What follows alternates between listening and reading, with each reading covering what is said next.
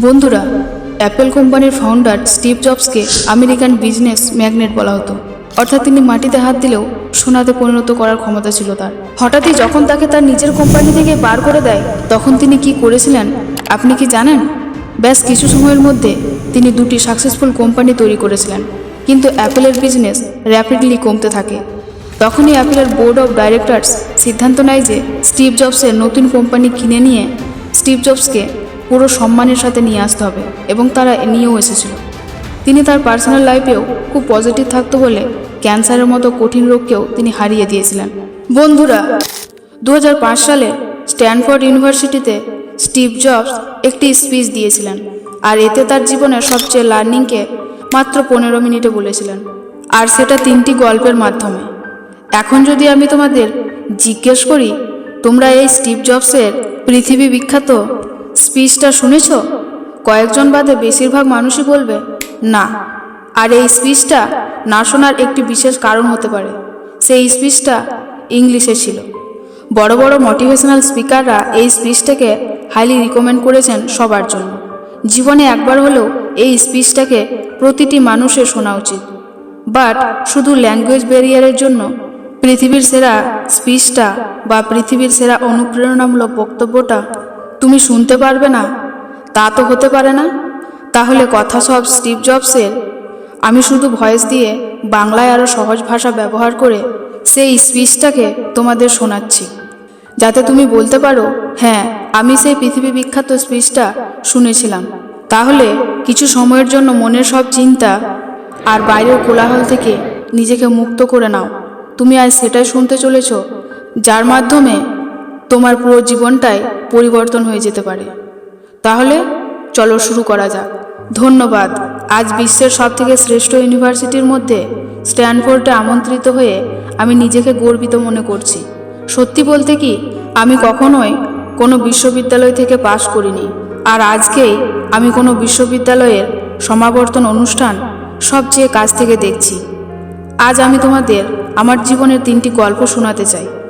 আহামরি কিছুই না, শুধু 3টি গল্প। প্রথম গল্পটি হচ্ছে জীবনটাকে এক সুতোয় বাঁধা নিয়ে। রিড বিশ্ববিদ্যালয়ে ভর্তির 6 মাসের মাথায় আমি পড়াশুনো ছেড়ে দিই। অবশ্যই বিশ্ববিদ্যালয় পুরোপুরি ছেড়ে যাওয়ার আগে প্রায় বছর দেড়েক আমি সেখানে ছিলাম। আমি কেন পড়াশুনো ছেড়েছিলাম? ঘটনার শুরু আমার জন্মের আগে থেকেই। আমার মা ছিলেন বিশ্ববিদ্যালয়ের একজন অবিবাহিতা শিক্ষার্থী। তিনি আমাকে দত্তক দিতে চাইলেন। মা আমাকে এমন পরিবারে দত্তক দিতে চাইলেন যাদের বিশ্ববিদ্যালয়ে ডিগ্রি আছে। একজন আইনজীবী ও তার স্ত্রী আমাকে দত্তক নেওয়ার জন্য রাজি হলেন।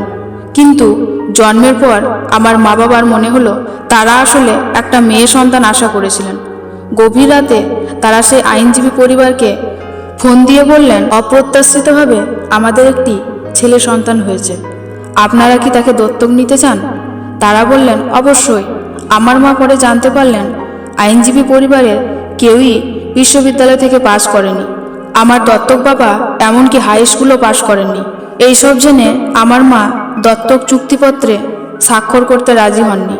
কয়েক বছর পর আমার দত্তক মা বাবা কথা দিলেন তারা অবশ্যই আমাকে বিশ্ববিদ্যালয়ে পড়াবেন, এবং সেই কথা শুনে আমার মা আমাকে দত্তক দিতে রাজি হলেন। এভাবে আমার জীবন শুরু হলো। 17 বছর পর আমি সত্যি বিশ্ববিদ্যালয়ে গিয়েছিলাম, কিন্তু আমি বোকার মতো স্ট্যানফোর্ডের মতো ব্যয়বহুল ইউনিভার্সিটিকে বেছে নিয়েছিলাম। আমার নিম্ন মধ্যবিত্ত বাবা মায়ের সব জমানো টাকা আমার পড়াশোনার পেছনে খরচ হয়ে যাচ্ছিল। 6 মাস এভাবে যাওয়ার পর আমি এর কোনো মানেই খুঁজে পাচ্ছিলাম না। আমার ভবিষ্যৎ জীবন তৈরিতে সেই বিশ্ববিদ্যালয় কতটা ভূমিকা রাখবে সেটা আমি বুঝতে পারছিলাম না। অথচ আমি আমার বাবা মার সারা জীবনের জমানো টাকা পড়াশোনার পেছনে ঢেলে দিচ্ছিলাম। তাই আমি বিশ্ববিদ্যালয় ছেড়ে দেওয়ার সিদ্ধান্ত নিলাম, এবং বিশ্বাস রেখেছিলাম যেন এরপর সব কিছু ঠিকঠাক চলে। সে সময়ের প্রেক্ষিতে সিদ্ধান্তটা ভয়াবহ মনে হলেও এখন বুঝতে পারি সেটা ছিল আমার জীবনের অন্যতম সেরা সিদ্ধান্ত। পড়াশোনা বন্ধ করে দেওয়ার পরে আমি সহজেই বিরক্তিকর সব ক্লাস থেকে মুক্তি পেলাম, এবং তারপর আমার পছন্দের ক্লাসগুলোতে ভর্তি হতে শুরু করলাম। তখনকার সব ঘটনাই খুব রোমান্টিক ছিল না। আমার নিজের কোনো থাকার জায়গা ছিল না, তাই আমি আমার বন্ধুদের রুমের মেঝেতে ঘুমোতাম। ব্যবহৃত কোকের বোতল ফেরত দিয়ে আমি 5 সেন্ট করে পেতাম এবং তা দিয়েই খাবার কিনে খেতাম।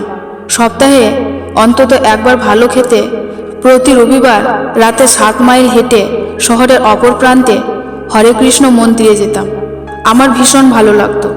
আমার কৌতূহল আর আমার সংস্কারের কারণে আমি বেপরোয়া যা কিছুই করেছি, পরবর্তীতে তার বেশিরভাগই আমার কাছে মূল্যবান হিসেবে প্রতীয়মান হয়েছে।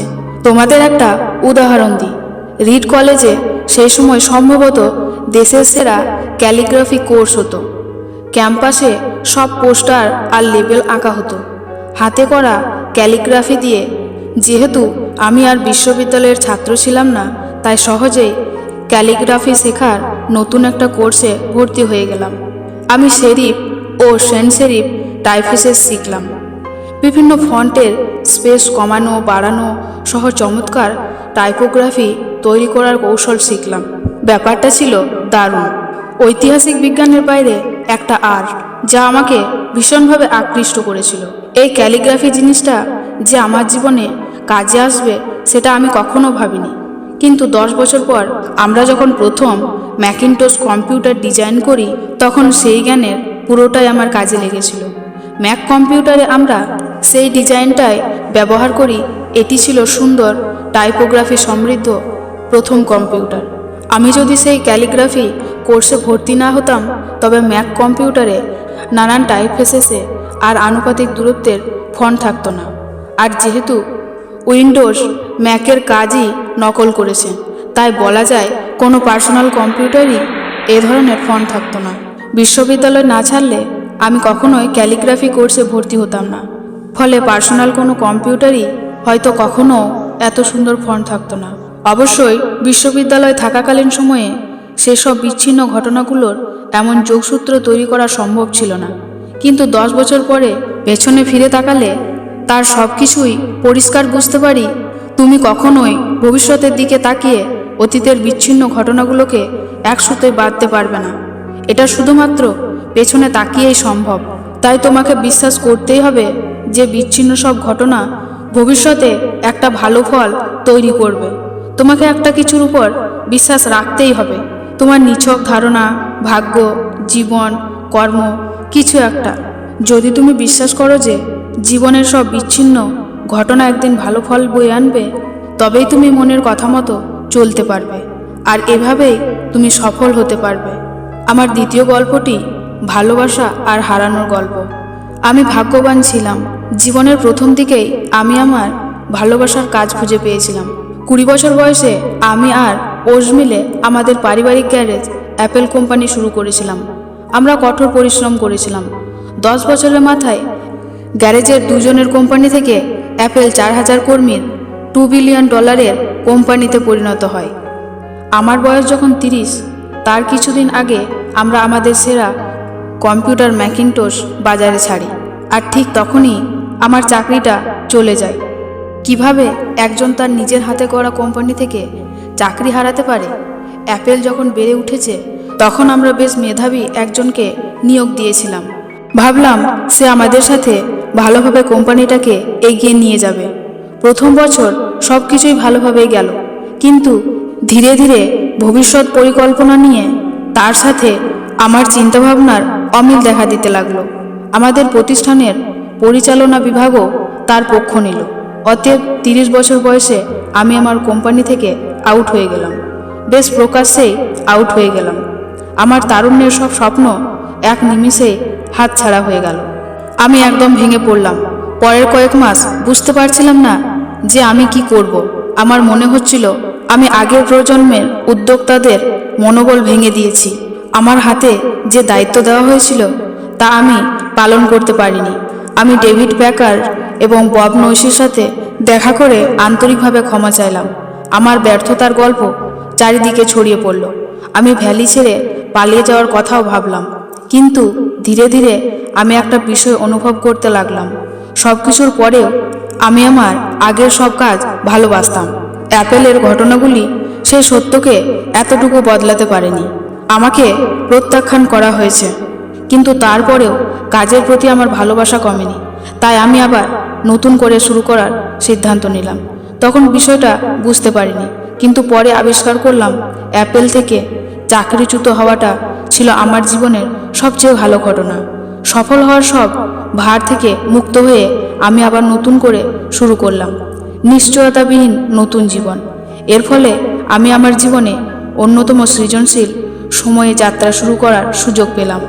পরবর্তী 5 বছরে আমি নেক্সট নামে একটি কোম্পানি শুরু করি, পিক্সার নামে আরও একটি কোম্পানি শুরু করি এবং প্রেমে পড়ি অসাধারণ এক মেয়ের, যে পরে আমাকে বিয়ে করেছে।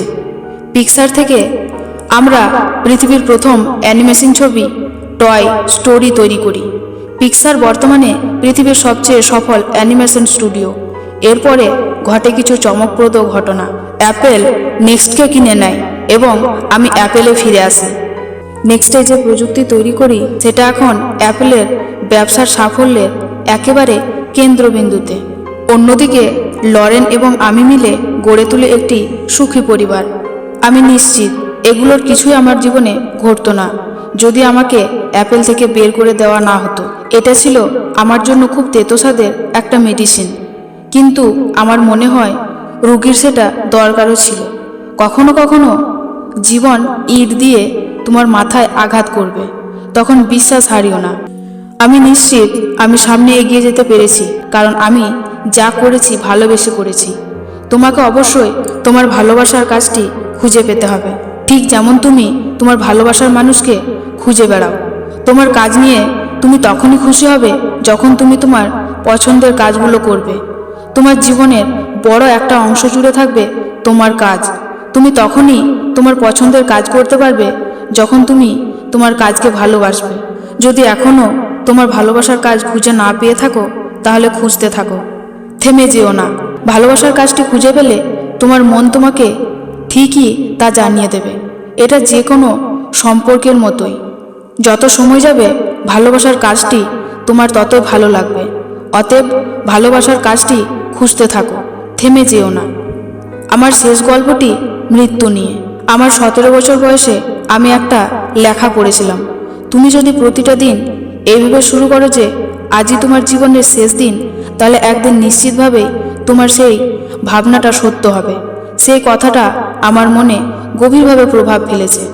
সেই থেকে গত 33 বছর আমি প্রতিদিন সকালে আয়নার সামনে দাঁড়িয়ে নিজেকে জিজ্ঞাসা করেছি, আজ যদি আমার জীবনের শেষ দিন হতো, তাহলে কি আমি তাই করতাম যা আমি আজ করতে যাচ্ছি? পরপর কিছুদিন যদি সেই প্রশ্নের উত্তর না হতো, তবে আমি বুঝে নিতাম আমার পরিকল্পনা পরিবর্তন আনতে হবে। আমি শীঘ্রই মরে যাব। এই ভাবনাটা জীবনে আমাকে বড় বড় সিদ্ধান্ত নিতে সবচেয়ে বেশি সাহায্য করেছে, কারণ সবকিছু, সকল আশা প্রত্যাশা, গর্ব, ব্যর্থতার ভয় বা লজ্জা সবকিছুই মৃত্যুর মুখে ম্লান হয়ে যায়। টিকে থাকে শুধুমাত্র সত্যিকারের গুরুত্বপূর্ণ জিনিসগুলো। আমি জানি কোনো কিছু হারানোর ভয় মন থেকে দূর করার সবচেয়ে ভালো উপায় হচ্ছে এটা মনে করা যে তুমি একদিন মরে যাবে। তুমি আসলে সব কিছু হারিয়েই বসে আছো, তাই তোমার মন যা চায় তা না করার কোনো কারণই থাকতে পারে না। প্রায় বছরখানেক আগে আমার ক্যান্সার ধরা পড়ে। একদিন সকাল 7:30টায় আমার একটা স্ক্যান হয়। তাতে স্পষ্টভাবে আমার প্যানিক্রিয়াসে একটা টিউমার দেখা যায়। আমি তখনও জানতাম না প্যানিক্রিয়াস জিনিসটাই বাকি। ডাক্তাররা আমাকে বলে দিলেন যে এটা এমন একটা ক্যান্সার যার কোনো চিকিৎসা নেই এবং আমি আর বড়জোর 3 থেকে 6 মাস বাঁচব। তারা আমাকে বাড়ি ফিরে গিয়ে সব কিছু গুছিয়ে ফেলতে বললেন। সোজা কথায় ডাক্তাররা আমাকে মৃত্যুর জন্য প্রস্তুত হতে বললেন। এর মানে হচ্ছে তুমি তোমার সন্তানদের আগামী 10 বছরের মধ্যে যা যা বলবে ঠিক করেছো তা আগামী কয়েক মাসের মধ্যেই বলে ফেলতে হবে। এর মানে হচ্ছে সব কিছু গোছগাছ করে রাখতে হবে যাতে তোমার পরিবারের জন্য ব্যাপারটি যথাসম্ভব কম বেদনাদায়ক হয়। এর মানে হচ্ছে সবার থেকে বিদায় নিয়ে নেওয়া। সেদিন সারাটা দিন আমার ডায়াগনোসিস হলো। সন্ধ্যায় আমার একটা বায়োপসি হলো। তারা আমার গলার ভেতর দিয়ে একটা এন্ডোস্কোপ নামিয়ে দিল। সেটা আমার পেটের ভেতর দিয়ে ইন্টেস্টাইনের ভেতর দিয়ে গিয়ে প্যানক্রিজে সুই ঢুকিয়ে দিল। সেই টিউমার থেকে কিছু কোষ নিয়ে এলো। আমি অজ্ঞান হয়েছিলাম, তাই আমি কিছুই দেখিনি। কিন্তু আমার স্ত্রী পরে আমাকে বলেছিল ডাক্তাররা এন্ডোস্কোপি থেকে পাওয়া কোষগুলি মাইক্রোস্কোপে পরীক্ষা করার পর কান্না শুরু করেছিল, কারণ যে ধরনের প্যানক্রিয়াটিক ক্যান্সার হয়েছিল সেটা আসলে সার্জারির মাধ্যমে চিকিৎসা সম্ভব। এরপর আমার সার্জারি হলো এবং আমি এখন ভালো আছি। এটাই আমার মৃত্যুর সবচেয়ে কাছাকাছি যাওয়া। আশা করি আরও কয়েক দশকের জন্য আমাকে যেন মৃত্যুর কাছাকাছি যেন যেতে না হয়। মৃত্যু আগে আমার কাছে শুধুই ভাবনার পর্যায়ে ছিল, কিন্তু ভয়াবহ সে অভিজ্ঞতার পরে যখন মৃত্যু সম্পর্কে আগের চেয়ে অনেকটা নিশ্চিতভাবে কিছু কথা তোমাদের জানাতে পারি। আসলে কেউই মরে যেতে চায় না, এমনকি যারা স্বর্গে যেতে চান তারা সেখানে যাওয়ার জন্য মরতে চান না। কিন্তু তারপরেও মৃত্যু আমাদের সবার চূড়ান্ত গন্তব্য।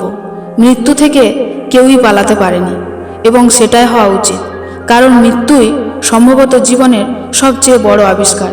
এটা জীবনটাকে বদলে দেওয়ার এজেন্ট। মৃত্যু পুরনোকে ধুয়ে মুছে নতুনের জন্য জায়গা করে দেয়, আর এই মুহূর্তে তোমরাই সেই নতুন। কিন্তু ধীরে ধীরে বয়স বাড়ার সাথে সাথে তোমরাও ধুয়ে মুছে যাবে। সেদিন খুব দূরে নয়। এতটা নাটকীয়ভাবে বলার জন্য দুঃখিত, কিন্তু এটাই পরম সত্য। তোমাদের সময় সীমিত, তাই অন্য কারোর জীবনযাপন করে সময় নষ্ট করো না। অন্যের চিন্তাভাবনার ফলে যে বিশ্বাস জন্ম নেয়, সে বিশ্বাসের ফাঁদে পড়ে নিজের জীবনটাকে চালিও না। অন্যের মতামতের কোলাহলে নিজের মনের কথাগুলোকে চাপা দিও না। সবচেয়ে বড় কথা, সাহসী হও, যেন নিজের মনের কথা মতো চলতে পারো। শুধুমাত্র তোমার মনই জানে তুমি আসলে কি হতে চাও, বাকি আর সবই মৌন। আমি যখন তরুণ ছিলাম তখন একটা পত্রিকা বের হতো যার নাম ছিল the Whole Earth of Catalog. পত্রিকাটি আমাদের প্রজন্মের কাছে পবিত্র গ্রন্থের মতো ছিল। সেটা বের করেছিলেন স্টিওয়ার্ট ব্র্যান্ড নামে একজন ভদ্রলোক, যিনি মেনলো পার্কের কাছেই থাকতেন। তিনি তার কাব্যময়তা দিয়ে পত্রিকাটি জীবন্ত করে তুলেছিলেন। এটা ছিল 60-এর দশকের শেষের দিকের কথা। কম্পিউটার এবং ডেস্কটপ পাবলিশিং তখনও শুরু হয়নি, তাই পত্রিকাটির টাইপরাইটার, কাঁচি, পোলারয়েড ক্যামেরা এসব দিয়ে তৈরি হয়েছিল। পত্রিকাটি ছিল কাগজের মোড়কে বাঁধা গুগলের মতো, আদর্শগত বহু তথ্য ও চমৎকার ধারণায় সমৃদ্ধ। পত্রিকাটি গুগলের 35 বছর আগে প্রকাশিত হয়েছিল। স্টিওয়ার্ট তার দলবল নিয়ে দ্য হোল আর্থ অফ ক্যাটালগের অনেকগুলি সংখ্যা বের করেছিলেন। পত্রিকাটি প্রকাশনা শেষ হয় একটা সমাপ্তি সংখ্যা দিয়ে। এটা ছিল 70-এর দশকের মাঝামাঝি সময়ের কথা। আমার তখন তোমাদের মতো বয়স। পত্রিকাটির সমাপ্তি সংখ্যায় পেছনের মোড়কে ভোরের গ্রামের পথের একটা ছবি ছিল। তোমাদের মধ্যে যারা অ্যাডভেঞ্চার প্রিয় তারা হয়তো তেমন গ্রামের পথে বেড়াতে যেতে পারো। ছবিটার নিচে লেখা ছিল, ক্ষুধার্ত থেকো, বোকা থেকো। বিদায়ের সময় এটাই ছিল তাদের শেষ মেসেজ, ক্ষুধার্ত থেকো, বোকা থেকো। আমি আমার জন্য আজীবন এটাই প্রার্থনা করেছি, আর আজ গ্র্যাজুয়েশনের শেষে তোমাদের নতুন জীবন শুরুর মুহূর্তে আমি সেই প্রার্থনাটাই তোমাদের জন্য করছি। ক্ষুধার্ত থেকো, বোকা থেকো। সবাইকে অনেক ধন্যবাদ। এই স্পিচকে কনভার্ট করতে গিয়ে বা আমার কোনো ভুল হয়ে থাকে তাহলে তার জন্য আমি ক্ষমা প্রার্থী। আরও এই ধরনের মোটিভেশনাল স্পিচ শুনতে চ্যানেলটিকে সাবস্ক্রাইব করে পাশে থাকা বেল আইকনটি প্রেস করে পাশে থাকুন। ভিডিওটি পুরো দেখার জন্য ধন্যবাদ।